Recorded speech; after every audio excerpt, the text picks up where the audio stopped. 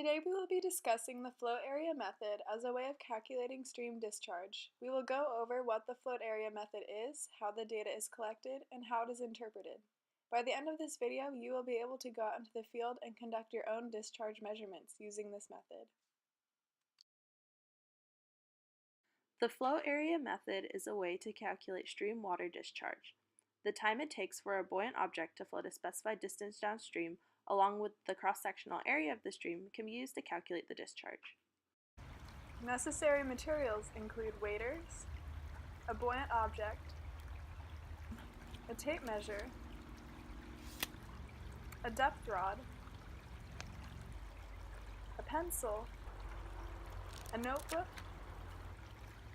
and a calculator and a timer.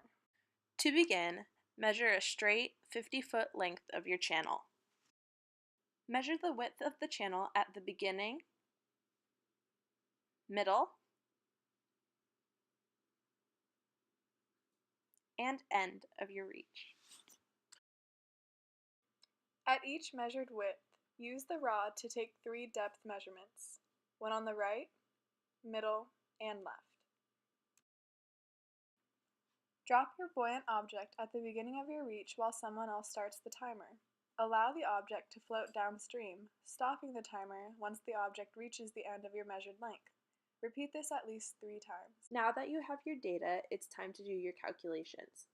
First, find the average of your 3 widths. We found an average width of 16.9 feet.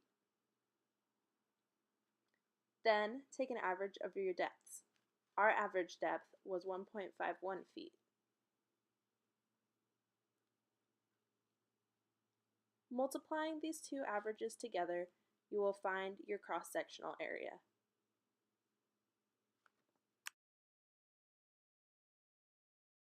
Using your float time data, calculate the velocity of each trial by dividing the distance by the time. Then find the average of these velocities. Our average was 0.62 seconds. Multiply this average by the adjustment coefficient corresponding to your average depth. We used 0.67. This will give you your adjusted velocity.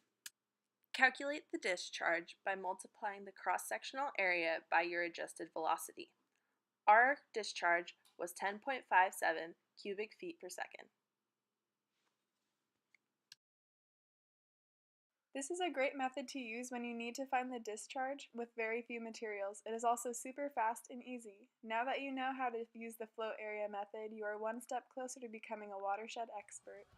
Already will all float on. All right. Don't you worry, we'll all float on.